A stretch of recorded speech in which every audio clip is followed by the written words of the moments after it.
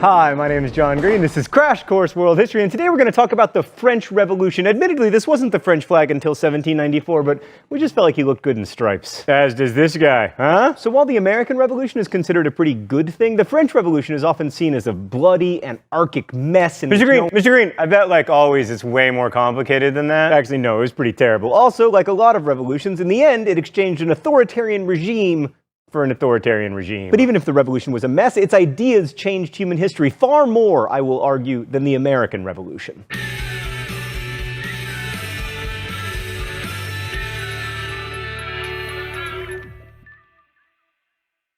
Right, so France in the 18th century was a rich and populous country, but it had a systemic problem collecting taxes because of the way its society was structured. They had a system with kings and nobles we now call the Ancien Régime.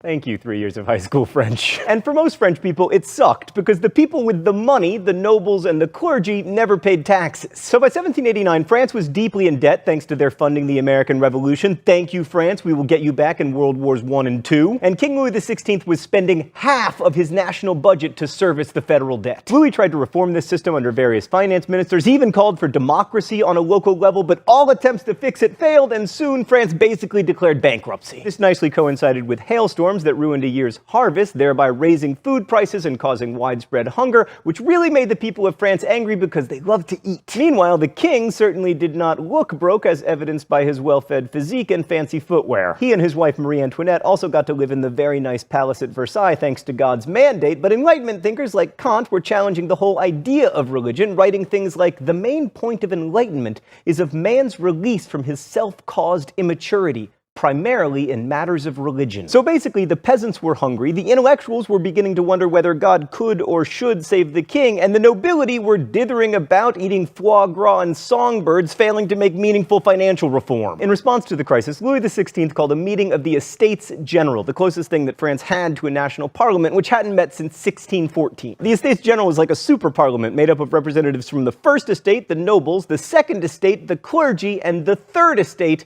everyone else. The Third Estate showed up with about 600 representatives. The First and Second Estates both had about 300, and after several votes, everything was deadlocked, and then the Third Estate was like, you know what, forget you guys. We're gonna leave, and we're gonna become our own National Assembly. This did not please King Louis XVI, so when the new National Assembly left the room for a break, he locked the doors, and he was like, sorry guys, you can't go in there, and if you can't assemble, how are you gonna be a National Assembly? Shockingly, the Third Estate representatives were able to find a different room in France, this time an indoor tennis court where they swore the famous tennis court oath, and they agreed not to give up until a French constitution was established. So then Louis XVI responded by sending troops to Paris, primarily to quell uprisings over food shortages, but the revolutionaries saw this as a provocation. So they responded by seizing the Bastille prison on July 14th, which coincidentally is also Bastille Day. The Bastille was stormed ostensibly to free prisoners, although there were only 7 in jail at the time, but mostly to get guns. But the really radical move in the National Assembly came on August 4th, when they abolished most of the Ancien Regime. Feudal rights, tithes, privileges for nobles, unequal taxation, they were all abolished in the name of writing a new constitution. And then on August 26th, the National Assembly proclaimed the Declaration of Rights of Man and Citizen, which laid out a system of rights that applied to every person and made those rights integral to the new constitution. That's quite different from the American Bill of Rights, which was like begrudgingly tacked on at the end and only applied to non-slaves. The Doromac, as I called it in high school, declared that everyone had the right to liberty, property, and security, rights that the French Revolution would do an exceptionally poor job of protecting. But as noted last week, the same could be argued for many other supposedly more successful revolutions. Okay, let's go to the thought bubble. Meanwhile, back at Versailles, Louis XVI was still King of France, and it was looking like France might be a constitutional monarchy, which might have meant that the royal family could hang on to their awesome house. But then, in October of 1789, a rumor started that Marie Antoinette was hoarding grain somewhere inside the palace, and in what became known as the Women's March, a bunch of armed peasant women stormed the palace and demanded that Louis and Marie Antoinette move from Versailles to Paris, which they did because everyone is afraid of armed peasant women. And this is a nice reminder that to many people at the time, the French Revolution was not primarily about fancy Enlightenment ideas. It was mostly about lack of food and a political system that made economic contractions hardest on the poor. Now, a good argument can be made that this first phase of the revolution wasn't all that revolutionary. The National Assembly wanted to create a constitutional monarchy, they believed that the king was necessary for a functioning state, and they were mainly concerned that the voters and office holders be men of property. Only the most radical wing, the Jacobins, called for the creation of a republic. But things were about to get much more revolutionary, and also worse for France. First, the Jacobins had a huge petition drive that got a bit unruly, which led troops controlled not by the king, but by the National Assembly, to fire on the crowd, killing 50 people. And that meant that the National Assembly, which had been the revolutionary voice of the people, had killed people in an attempt to rein in revolutionary fervor. You see this a lot throughout history during revolutions. What looked like radical hope and change suddenly becomes the man as increasingly radical ideas are embraced. Thanks, Thought Bubble. Meanwhile, France's monarchical neighbors were getting a little nervous about all this republic business, especially Leopold II, who, in addition to being the not holy, not Roman, and not imperial Holy Roman Emperor,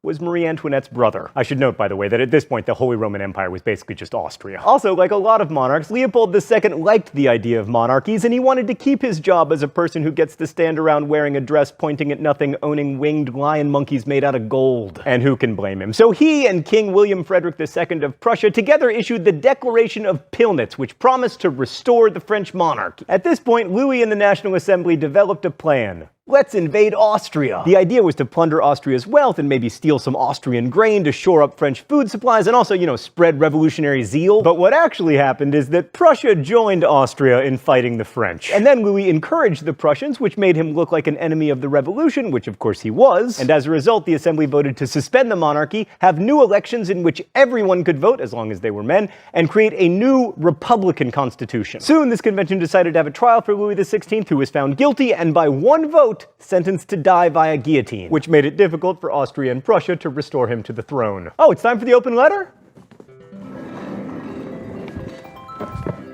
An open letter to the guillotine. But first, let's see what's in the secret compartment today.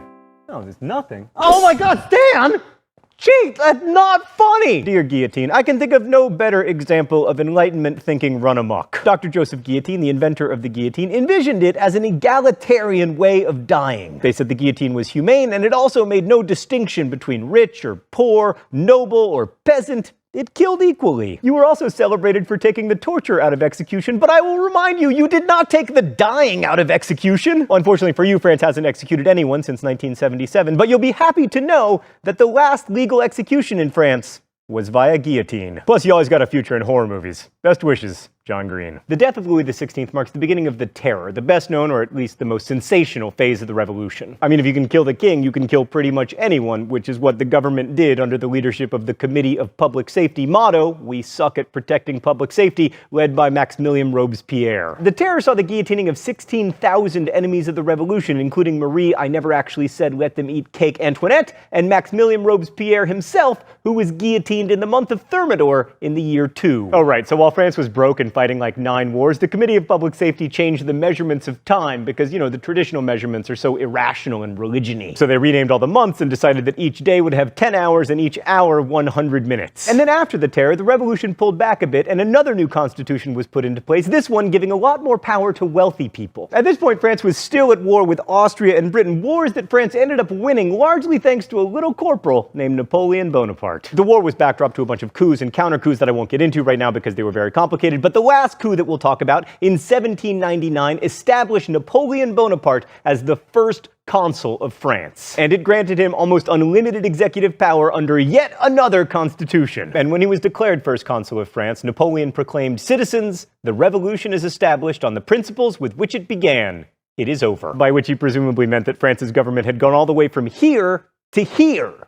To here. As with the American Revolution, it's easy to conclude that France's revolution wasn't all that revolutionary. I mean, Napoleon was basically an emperor, and in some ways he was even more of an absolute monarch than Louis XVI had been. Gradually, the nobles came back to France, although they had mostly lost their special privileges. The Catholic Church returned too, although much weaker because it had lost land and the ability to collect tithes. And when Napoleon himself fell, France restored the monarchy, and except for a 4-year period between 1815 and 1870, France had a king who was either a Bourbon or a Bonaparte. Now, these were no longer absolute monarchs who claimed that their right to rule came from God. They were constitutional monarchs of the kind that the revolutionaries of 1789 had originally envisioned. But the fact remains that France had a king again, and a nobility, and an established religion, and it was definitely not a democracy or a republic. And perhaps this is why the French Revolution is so controversial and open to interpretation. Some argue the revolution succeeded in spreading Enlightenment ideals even if it didn't bring democracy to France. Others argue that the real legacy of the revolution wasn't the enhancement of liberty, but of state power. Regardless, I'd argue that the French Revolution was ultimately far more revolutionary than its American counterpart. I mean, in some ways, America never had an aristocracy, but in other ways, it continued to have one. The French Enlightenment thinker Diderot felt that Americans should fear a too unequal division of wealth, resulting in a small number of opulent citizens and a multitude of citizens living in misery. And the American Revolution did nothing to change that polarization of wealth. What made the French Revolution so radical was its insistence upon the universality of its ideals. I mean, look at Article 6 of the Declaration of Rights of Man and Citizen. Law is the expression of the general will. Every citizen has a right to participate personally or through his representative in its foundation. It must be the same for all, whether it protects or punishes. Those are radical ideas, that laws come from citizens, not from kings or gods, and that those laws should apply to everyone equally? That's a long way from Hammurabi, and in truth, it's a long way from the slaveholding Thomas Jefferson. In the 1970s, Chinese President Zhou Enlai was asked what he thought the effects of the French Revolution had been, and he said, "It's too soon to say." And in a way, it still is. The French Revolution asked new questions about the nature of people's rights and the derivation of those rights. And we're still answering those questions and sorting through how our answers should shape society today. Must government be of the people to be for the people? Do our rights derive from nature or from God or from neither? And what are those rights? As William Faulkner said, the past is never dead, not even past. Thanks for watching. I'll see you next week. Crash Course is produced and directed by Stan Muller. Our script supervisor is Danica Johnson. The show is written by my high school history teacher, Raoul Meyer, and myself. Our graphics team is Thought Bubble, and we are ably interned by Meredith Danko. Thanks for watching Crash Course, and as we say in my hometown, don't forget to be awesome.